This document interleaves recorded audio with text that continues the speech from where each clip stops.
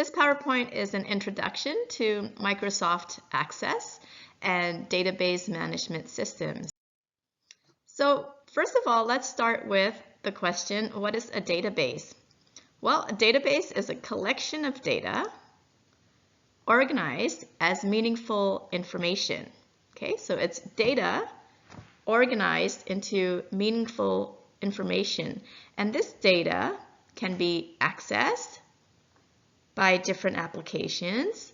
It can be managed, and it can be stored. It can be queried. It can be sorted and reported. So you have probably already participated in many data collection and are exposed to databases all the time on a regular basis. Your school, FDU, or your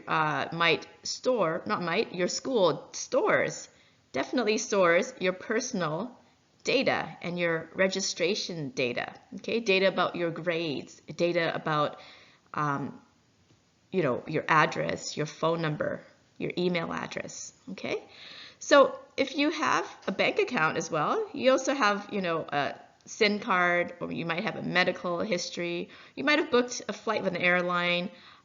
You might have bought something on Amazon. So your information, all that information is stored in a database, in many databases. So you use databases all the time. So when you type a search phrase into Google and you click search, you're using Google's massive database with all its stored web page references and keywords. When you look for something on Amazon, you're searching through Amazon's database to find the product that you might want to buy. So you also use database all the time. Now, what we're looking at here at Access is a database management system, also called DBMS. So database management system is a software system that provides the tools that are needed to create, maintain, and use a database. So database management systems is what makes it possible to access and control the data, also display the information in a variety of formats. So Access is a database management system that's included in Microsoft Office suite. Access is a valuable decision-making tool. It's used by many organizations. Other more advanced database management packages include Microsoft SQL Server, MySQL, and Oracle. Okay, but for this course, we're going to look at database management systems, that is Access. So first of all, let's talk about data and information. I've used the two terms previously. So organizations from all industries rely on data to conduct daily operations. Businesses maintain and analyze data about their students or customers or employees or orders or volunteers or activities, facilities, inventories. Okay, data and information are sometimes two terms that are used interchangeably. People might use them meaning the same thing, but they're actually not. So data versus information. When it comes to databases, data and information means two separate things. Data is what's entered into a database, so like a number. Information is a finished product that is produced by the database. So data becomes information. It's converted to information by selecting, performing calculations, and sorting. Decisions in an organization are based on information produced by a database rather than just the raw data. Data on its own is not informative. It has to be processed in some way. For example, number 55 is a number. It's just data. It could mean anything. It could mean somebody's age. It could mean, the price of, a toaster. It could mean really anything. 55 is just data. It's just 2 digits. Only when a label is attached to it, for example, someone's age, then it takes on meaning. Then it becomes information. So here in this chapter, in the first chapter for Access, you're going to learn the fundamentals of organizing data in a database. You're going to explore Access database objects and the purpose of each object. And we're also going to examine the Access interface. So first, we're going to look at opening, saving, and enabling content in a database. In this course, you'll be frequently asked to open a database, save it with a new name, and enable content. Sometimes you'll also start by creating a brand new database from scratch. If you have been provided with a database, what you do is you open a file to get started. When you open any file, any database file for the first time, you're going to be presented with a warning sign that it may contain harmful code. So from the Excel module that we just finished, at the end of that module, we had to import some data from Access databases, right? And whenever we open and access a database or have to import it, it does come with this warning that it might contain harmful code. So by enabling the content, the database file will be trusted on the computer that you're working on. So all the content that I provide for you in this course, you can trust, so you can enable it. So here I would like you to pause the PowerPoint video and go watch the video tutorial, please, for the very basics of Microsoft Access. And when you're done with that first tutorial video, please come back to the PowerPoint. And moving on, we're going to look at managing a database. So databases must be carefully managed to keep the information accurate. Data needs to be changed, it needs to be added, and it needs to be deleted. Managing a database also requires that you understand when data is saved and when you need to use the save commands. So recognizing database object types. In Access, each component created and used to make the database function is known as an object. Okay, so objects are things like tables, queries, forms, reports, and these can be all found in the navigation pane. The navigation pane is an Access interface element where all the objects are organized and listed. All the objects in the Access database are organized and listed. So the navigation pane appears on the left side of the screen, and it will display all the objects. And by double-clicking on any object that you want, you can open it. Okay, so double-click on the object's name in the list, and you can open that object. So this is what the navigation pane looks like. Most databases contain multiple tables, usually. So tables are here. Okay, so here's tables as an object, queries as an object, forms an object, reports an object, and there's multiple tables. There's a couple of queries here, multiple forms, and multiple reports here. So to open any one of them, you double click on it. Okay, so let's start with looking at tables. What's a table? A table is where all the data is stored on your database. This can be said to be the foundation of a database. There's nothing in a database without tables. Okay, so tables are what organizes the data into columns and rows. Each column represents a field, a category of information that we store in a table.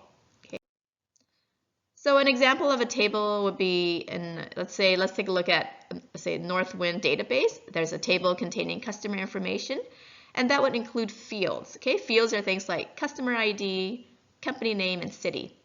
And then in the fields, you have fields, and then they have the rows, right? And each row in a table contains a record. So a record is a complete set of all the fields. Okay, so a customer record would then contain all the fields about a single customer, like the customer ID, company name, contact name, contact title, address, city. So the whole row will be the customer record. The whole row has information of all the fields in it. Okay, so this is what fields look like. So this is a field. Company name is a field. Contact name is a field. Contact title is a field. Address a field. City is a field. Region is a field. Postal code is a field, and so on. And these are records. Okay, so each row here is one record. Okay. So you have the first one, ALFKI is the customer ID, Alfred's the company name, and the contact name is Maria, sales representative is the contact title, and so on. So this whole line here is one record. Okay, so next let's take a look at the primary key. The primary key is a field, or it's a combination of fields, that's possible as well, that uniquely identifies each record in a table. So common primary keys are like things like, ID numbers, like driver's license number, government ID number, or your student number as, a SIN number, passport number. Okay, many of these primary keys are, sometimes generated by the database itself so that it's unique and it could identify that one record. Okay, as a unique entry. FDU's database likely assigns a unique identifier to each of you as a student as soon as you apply. Okay. The next terminology I want to look at is query. That's the next object. So a query, or queries for plural, is a question that you ask about the data in your database. Okay. So think of the word query similar to the word inquiry, which means question. So it's like if you ask for a question or you query something. It produces a subset of data that provides information about the question you've asked. So for example, a query may display a list of customers that live in a specific town. Okay, so it's sort of like a logical test, right? So if like city equals Madrid, then, you know, show the rows for it, right? So a query can display a list of customers that live in the specific town like Madrid, or a list of children registered for a specific after-school program, or students of a specific age group, things like that, okay? Next, we have forms as another object. A form allows simplified entry and modification of data. So it's much like entering data on a paper form. I'm sure everybody has filled out forms before, right? Even when you buy something online, you have to fill out the form for your billing information, right? That's a form. Okay, so much like entering data on a paper form, a database form enables you to add, modify, and delete data. So this is, you can open it as a form for a specific customer, right? And then you can change, add information here. So most forms display one record at a time, so one at a time, and it helps to prevent data entry errors. So forms are usually utilized by users of the database, while the database designer edits the form structure, okay? Next, we have a report. So a report contains the professional-looking formatted information from, you know, the underlying tables or queries. A report allows you to perform research and put the results into a readable format. The report can be viewed on screen or saved to a file or printed. So this is what a report looks like. So this is a report of the customer contacts. Okay, so now that we know what tables, reports, queries, and forms are, let's take a look at how the data flows between the objects in a database. Okay, so we have the table here, which is the main storage location for data. Okay, reports retrieve the data from tables. Okay, so reports is just like a report, just reports certain things. So it just retrieves it, but it can't make changes in the table. Okay, so it's just an output.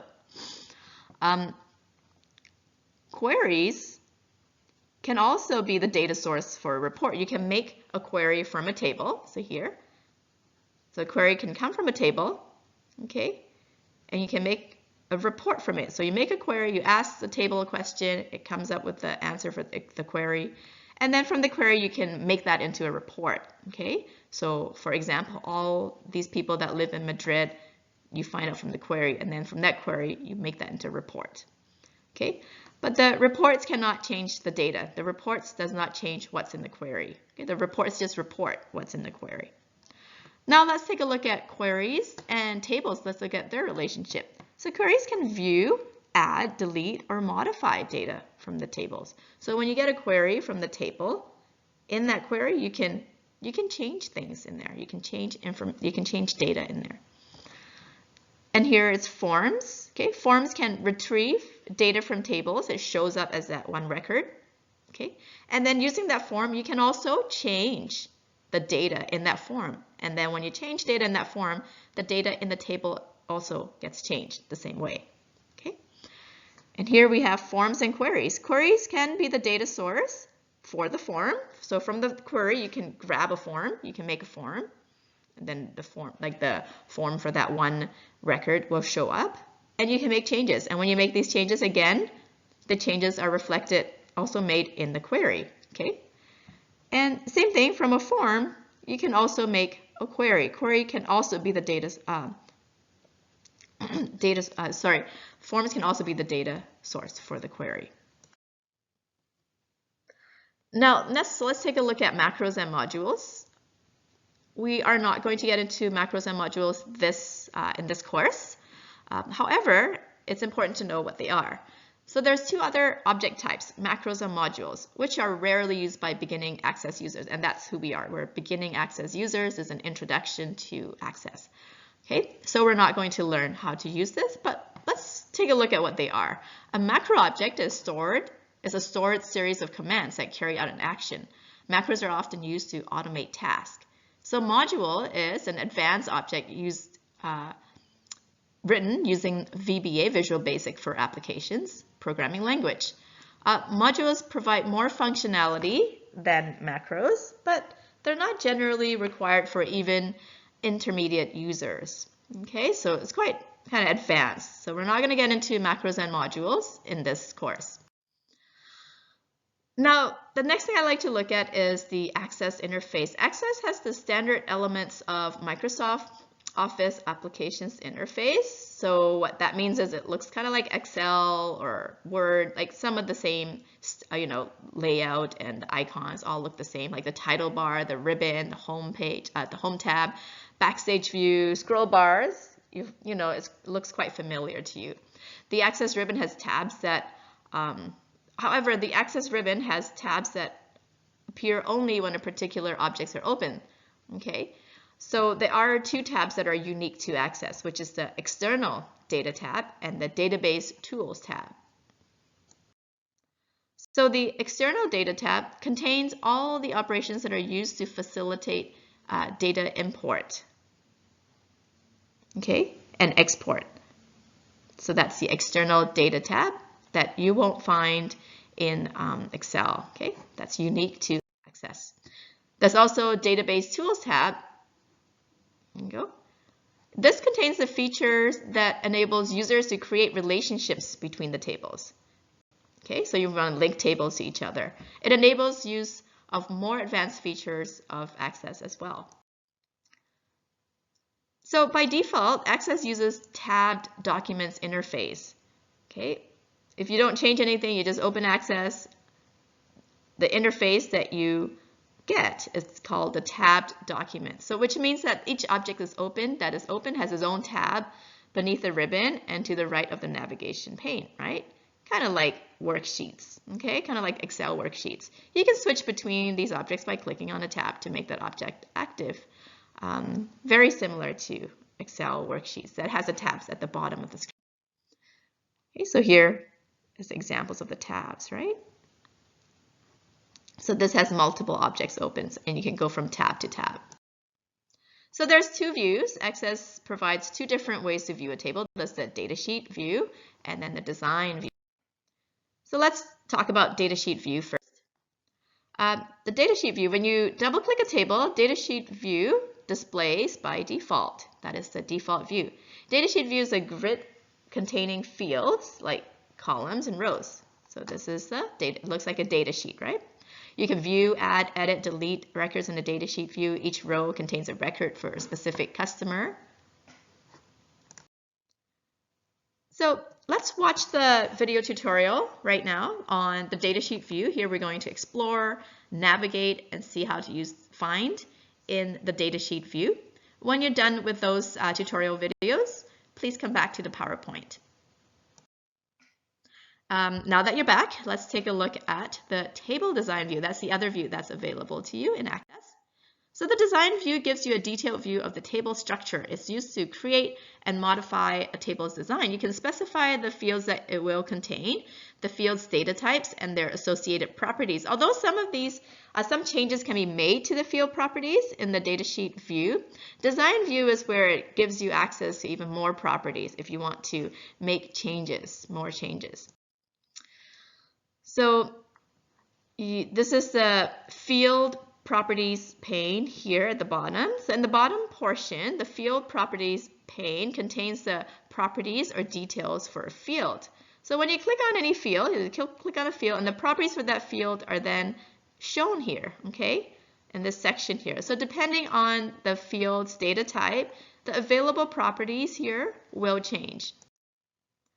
Okay, so let's talk about data types for a bit. Data types are what defines the type of data that will be stored in the field. Like, is it short text? Is it numeric? Is it currency? Is it date and time?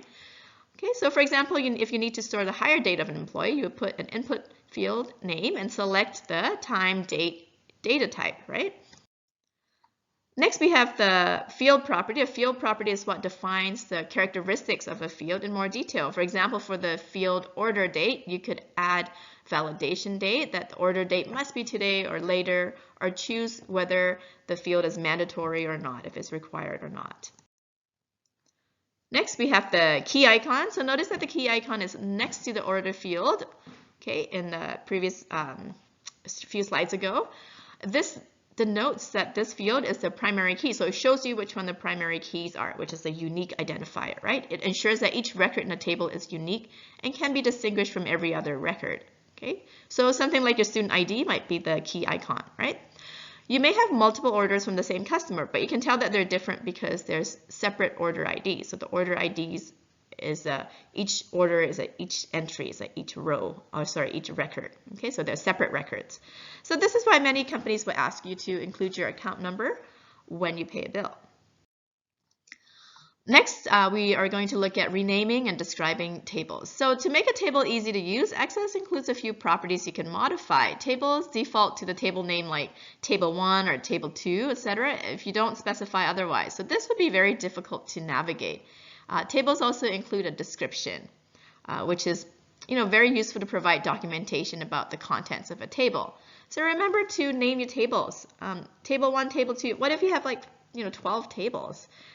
Then you don't know what each table is, right? So it becomes very difficult to remember. So make sure that you label them in a very descriptive way that tells you what it is. And also in the description, make use of that to explain what this table is. So next, I would like you to watch the video tutorial on first how to switch between the datasheet view, which comes as a default, and the design view. And then after you have watched that video tutorial on how to switch from datasheet to design view, I would like you to watch the video tutorial on renaming a table and describing a table. Next, let's talk about understanding relationships between tables. A relationship is really a connection between two tables using a common field. The benefit of a relationship is the ability to efficiently combine data from two related tables for the purposes of creating queries or forms or reports. If you're using an existing database, relationships are likely already created. There's probably already relationships between tables if you open up a database. So view the existing tables in any database to become familiar with the way tables work together.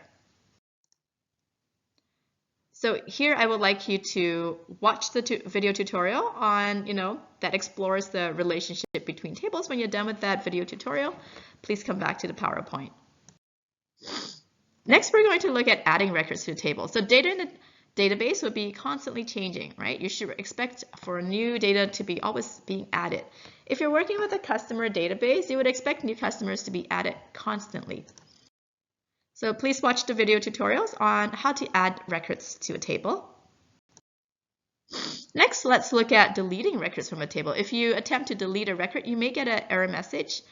For example, if you try to delete a customer who's adopted pets, okay, you may get a message saying you cannot delete this record because another table has related records. So maybe you work for SPCA, and once a pet has been adopted, then you just want to delete that record, but maybe you cannot delete it because maybe there is some other table that is using information about that pet for different reasons. Okay, so make sure that you're aware of the relationships between the different records.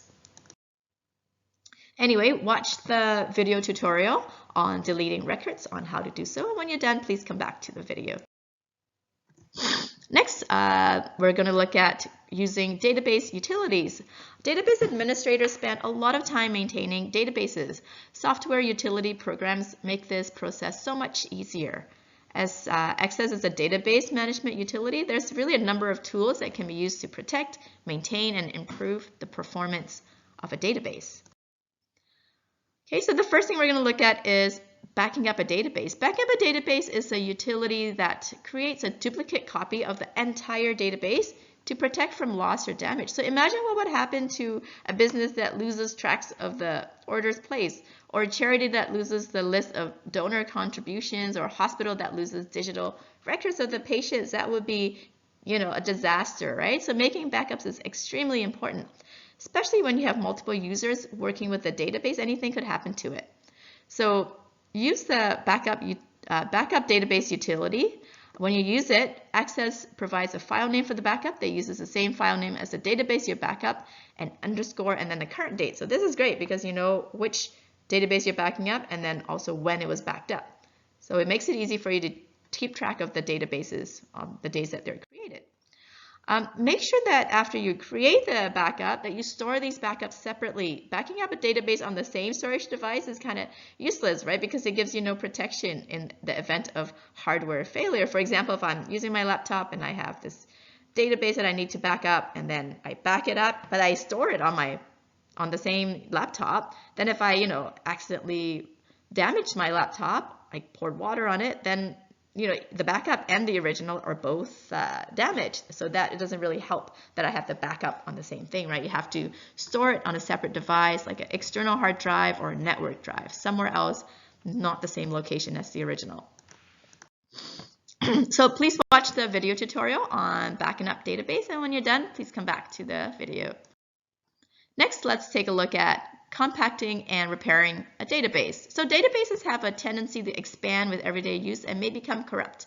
So compacting and repairing a database reduces the size of the database and fixes any errors that may exist in the file.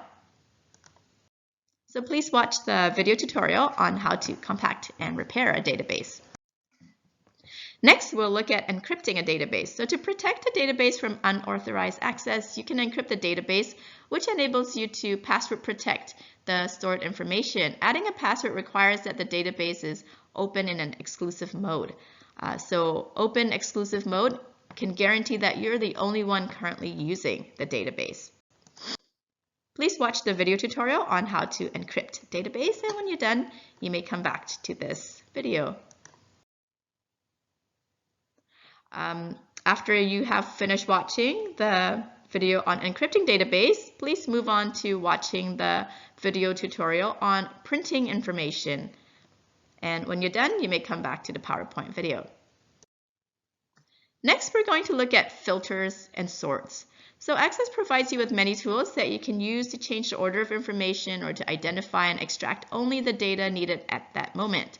You may want to find specific information like, which suppliers are located in Denton, Texas, or which customers have placed orders in the last 7 days. There are other times you might want to sort information rather than extract information. So in this section, you're going to learn how to sort information and isolate records in a table based on the criteria. So you're going to work with filters. Okay, so let's look at an example. Suppose you want to see a list of products in the confections category in the Northwind database. So to obtain this list, you open up the products table in the datasheet view, which is a default view. You create a filter.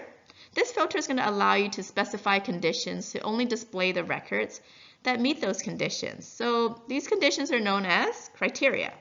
Okay, and it can be a number, a text phrase, or an expression. Okay, so this is very similar to Excel.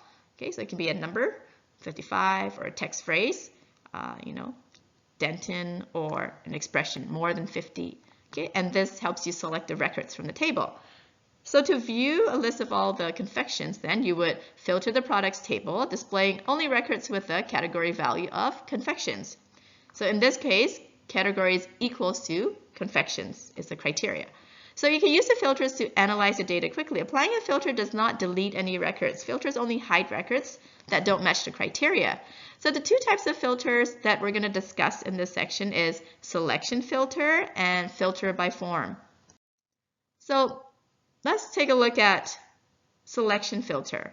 Use selection filter to find exact matches. A selection filter displays only the records that match a criteria that you select. For example, use the selection filter to find records that equals a criterion. If you filter a name field and you select equals Eric, then you would only find customers who have the name Eric, but not any other variation. Selection filters are not case sensitive, so any variation of Eric capitalization, like all caps Eric or all lowercase Eric, or just the first letter uppercase Eric, would also appear in the search results. So this is an exact match, but they're still not case sensitive. Okay. So please watch the video tutorial on using the filter. Next, we are going to look at using a selection filter to find records containing a value. You can use the selection filter to find records that create a criterion. For example, if you filter a name and you select contains Eric, and then you would find Eric, right?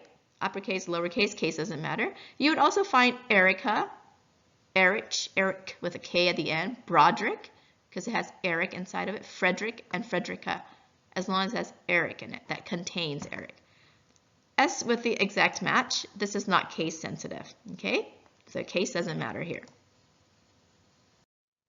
Please watch the video tutorial on how to use the contain criteria. Next, we're going to look at filtering by form. Filtering by form is a more versatile method of selecting data because it allows you to display records based on multiple criteria. So if you filter by form, all of the records are hidden, and Access creates a blank form in a design grid, and you only see the field names with an arrow in the first field. Okay, so this is better explained to you in the video tutorial. So please watch the video tutorial to see how to do this, and then when you're done, please come back to the PowerPoint. Next, we're going to look at performing sorts. You can change the order of information by sorting one or more fields. A sort lists the records in a specific sequence, like alphabetically by last name or ascending employee ID. Ascending sorts a list of text data in alphabetical order or numeric lists from lowest to highest. Descending sorts them in reverse alphabetica, so from Z to A, and numerical lists from highest to the lowest order. Okay, so you can equate this to these terms outside of the database. So if you're coming down from a high place, like such as the top of a letter, you're set to be descending. If you're climbing a ladder, you're set to be ascending. So descending would be from 100 all the way to 0. Sorry, that would be descending. And ascending would be from 0 to 100. Anyway, watch the video tutorial on sorting, and please come back to the PowerPoint video when you're done. Next, we'll take a look at creating a database. When you first start Access, Backstage View is going to open up and provide you with 3 methods for creating a new database. And the 3 methods are to create a blank desktop database. Number 2 is to create a database from template. And number 3 is to create a custom web app. So the first, creating a blank database Access lets you create a database specific to your requirements, so you can start completely from scratch. Or you can use a template. Okay, a template is a predefined database that includes professionally designed tables, forms, reports, other objects that you can use to jumpstart creation of your database. So very similar to, maybe you've used Word before, you can create a resume from scratch, or you can use a template that they have given you and just kind of like change things in it, right? Now let's look at creating a custom web app. This allows you to create a database that you can build, then use and share with others through the web. All right, in more detail, creating a blank desktop database. Often you're migrating from Excel to Access, right? You will start by creating a blank desktop database. At this point, you can import anything. You can import your existing structure and data into your new table.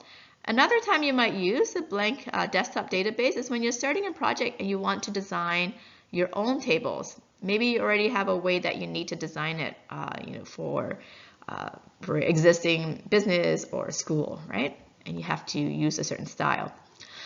When you create a blank desktop database, Access opens to a blank table in datasheet view where you can add fields or data. You can also refine the table in design view, and then you can create additional tables and objects as necessary. This task requires some level of Access knowledge, so unless you have requirements to follow, you should probably use a template if you're not too picky about the style, okay? So please watch the video tutorial on creating a blank database and come back to the PowerPoint when you're done. Next, we'll take a look at creating a desktop database using a template. So use a template to start a database can save you a lot of creation time. Okay, sometimes we can spend a lot of time just picking colors, and we can get drawn into the vortex and spend too much time trying to make it look nice, right? So working with a template helps you save this time. Working with a template can also help you as a new Access user to become familiar with database design. And templates are available from the Backstage view, where you can select a variety of templates or search online for more templates. Access also provides templates for desktop use. Please watch the video tutorial on using templates for Access database. Next, we're going to explore the database objects in a downloaded desktop database template. One of the reasons to use a template is so that you don't have to create any of these objects, right? So you'll notice that each template comes with a variety of predefined queries, forms, and reports. Get familiar with the unique features of the template. Because they're professionally designed, they're also very well thought out.